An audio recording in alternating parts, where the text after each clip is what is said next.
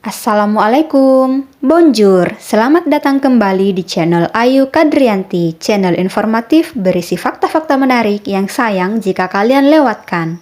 Sebelum memulai videonya, jangan lupa untuk menekan tombol subscribe dan nyalakan lonceng notifikasi di HP kalian. Oke, without any further ado, let's move to the topic. Kisah Arung Palaka, pahlawan Bon yang dicap pengkhianat. Arung Palaka adalah Sultan Bon yang menjabat pada 1672 hingga 1696. Dia lahir pada tanggal 15 September tahun 1634. Ia adalah putra Raja Bon ke-13 Lamadaremeng Matinroe Ribukaka. Saat masih berkedudukan sebagai pangeran, Arung Palaka, juga disebut Aru Palaka, memimpin kerajaannya meraih kemerdekaan dari Kesultanan Gowa pada 1666. Arung Palaka pula yang menjadikan Bugis sebagai kekuatan maritim besar bekerja sama dengan Belanda dan mendominasi kawasan tersebut selama hampir seabad. Sosoknya kerap dianggap sebagai pemberontak dan pengkhianat karena Arung Palaka bekerja sama dengan VOC. Pada masa pemerintahan ayahnya, Kerajaan Bon ditaklukkan oleh Kerajaan Gowa dan statusnya tidak lagi menjadi kerajaan yang merdeka. Tidak hanya itu, raja beserta keluarganya dibawa ke Makassar sebagai tahanan dan diperlakukan seperti budak. Keluarganya dipekerjakan sebagai pelayan di Istana Karaeng Patinggaloang, Mangkubumi Kerajaan Gowa. Kala itu, Palaka berusia 11 tahun. Sang pangeran sudah menjadi tawanan Kesultanan Gowa di Makassar. Sebagai tawanan, ruang geraknya sangatlah terbatas. Hatinya berontak, impian untuk bisa melepaskan diri dari kekuasaan Gowa selalu tertanam di hati dan pikirannya. Akhirnya cita-cita itu bisa terwujud meskipun dengan pertaruhan yang amat besar. Arung Palaka terpaksa bekerja sama dengan Belanda membebaskan rakyat Bon dari penjajahan Gowa. Karena sikapnya berkomplot dengan Belanda, citra Arung Palaka hingga kini disebut sebagai pahlawan sekaligus menjadi pengkhianat. Dilema Sang Pangeran. Arung Palaka adalah putra Raja Bon ke-13 Lamadaremeng Matinroe Ribukaka. Kendati menyandang status pangeran, Arung Palaka tak bisa menikmati hidup enak. Dia terlahir dalam suasana konflik antar kerajaan di Sulawesi Selatan. Polemik tersebut sebenarnya terjadi jauh sebelum Arung Palaka dilahirkan. Ada empat kerajaan yang terlibat, yaitu Bon, Sopeng, Wajo, dan Gowa Talo. Dari semua itu, Gowa Talo adalah kerajaan yang paling berpengaruh dan bernafsu untuk memperluas wilayah kekuasaannya. Puncak pertikaian terjadi saat Gowa Talo resmi menjadi kerajaan Islam pada 1605. Seperti dicatat dalam Sejarah Nasional Indonesia, volume 3, 2008, Kerajaan Gowa memaksa 3 kerajaan lain untuk menganut agama yang sama sekaligus meluaskan pengaruh politiknya. Bon yang berpuluh-puluh tahun sebelumnya cukup merepotkan Gowa akhirnya harus menyerah pada 1611. Sejak saat itu, Bon ikut menganut Islam dan menjadi taklukan Gowa. Meskipun begitu, kedudukan Raja Bon masih diakui dan sempat dimerdekakan kendati rangkaian konflik masih saja terjadi di era-era setelahnya. Pada 1643, Bon benar-benar jatuh dan wilayahnya diperintah langsung oleh Sultan Gowa. Peristiwa tersebut terjadi ketika Bon dipimpin Sultan Lamadaremeng yang tidak lain adalah ayahanda Arung Palaka.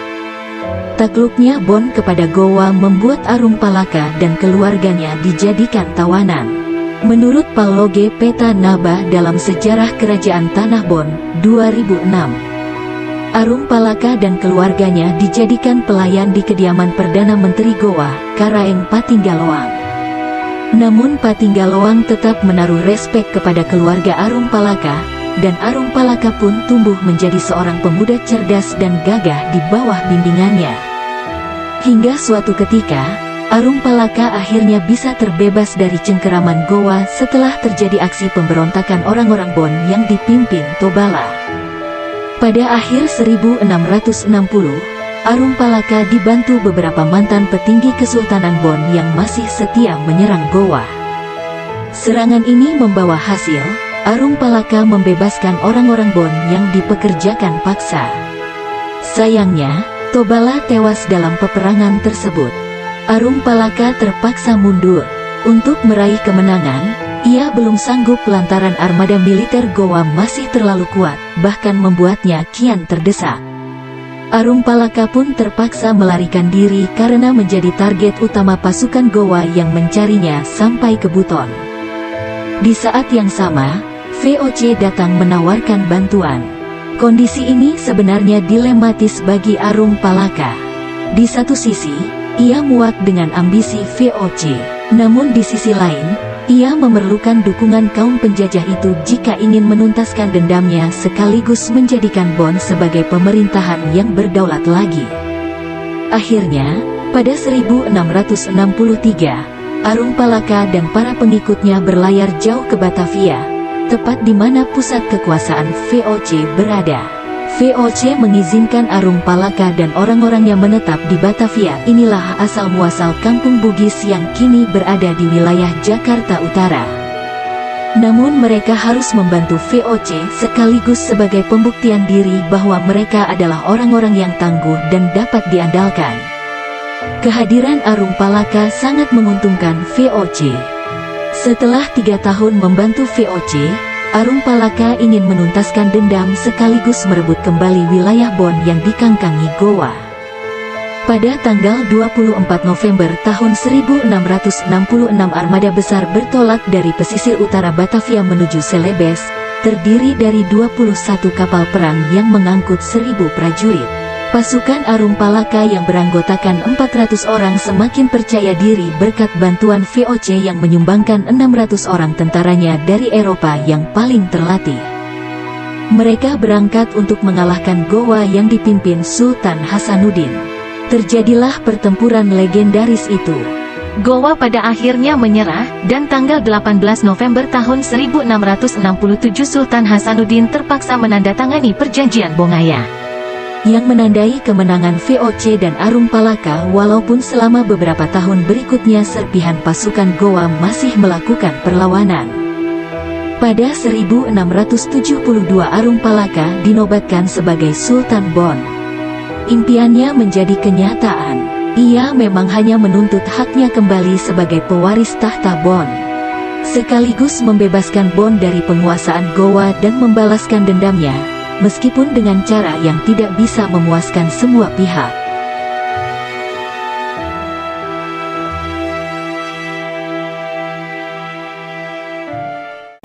Semoga informasi ini dapat menambah wawasan kalian.